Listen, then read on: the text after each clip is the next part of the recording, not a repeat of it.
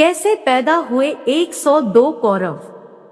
आप सभी को यह सुनकर आश्चर्य होता होगा कि एक ही मां की 101 संतानें कैसे हो सकती हैं।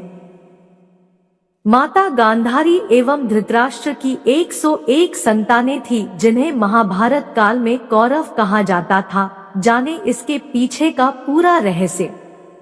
गांधारी, जो कि गंधार नरेश की पुत्री थी और एक शिव भक्त, गांधारी ने अपने बाल्यकाल से ही शिव भक्ति में अपने मन को लगा लिया था, जिसके फलस्वरूप भगवान शिव ने उन्हें 100 पुत्रों का वरदान दिया। गांधारी का विवाह विचित्रवीर्य के पुत्र धृतराष्ट्र से किया गया, जो कि जन्म से ही नेत्रहीन थे। धृतराष्ट्र की इच्छा थी कि उनकी पत्नी नेत्रों वाली हो, ताकि वो उनकी नेत्रों से दुनिया को देख सके, राज्य संभाल सके।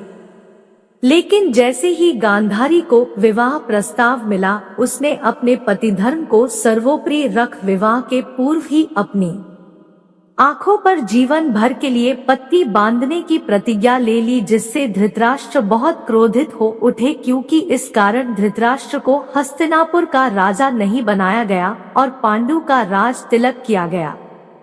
अपने क्रोध के कारण धृतराष्ट्र ने गांधारी को अपने समीप नहीं आने देने का फैसला किया।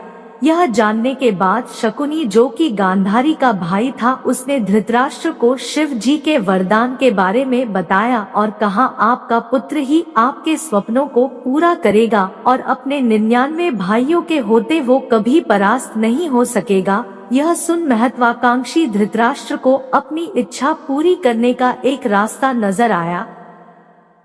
धृतराष्ट्र ने गांधारी को पत्नी के रूप में स्वीकार किया, जिसके बाद गांधारी को गर्भधारण किए 10 महीने से अधिक हो गया, लेकिन उसे प्रसव नहीं हुआ। 15 महीने बाद गांधारी को प्रसव में एक मौस का बड़ा टुकड़ा हुआ, जिसके कारण सत्यवती एवं धृतराष्ट्र ने उन्हें बहुत कोसा। नाराज धृतराष्ट्र ने अपनी पत्नी को अधिक कष्ट देने के उद्देश्य से गांधारी की प्रिय दासी के साथ संबंध बनाए।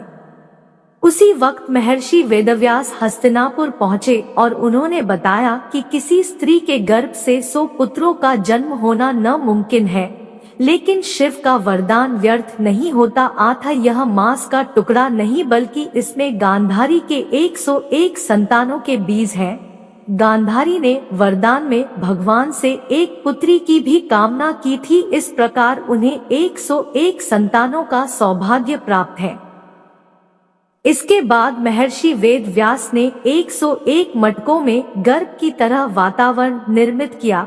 इसके बाद सबसे पहले जिस पुत्र का जन्म हुआ, उसका नाम दुर्योधन रखा गया। इसके बाद दासी को भी पुत्र की प्राप्ति हुई। कौरवों की संख्या 100 नहीं 102 थी, जिनमें बहन दुशाला सहित 100 संतानें गांधारी की एवं एक संतान उनकी दासी की थी।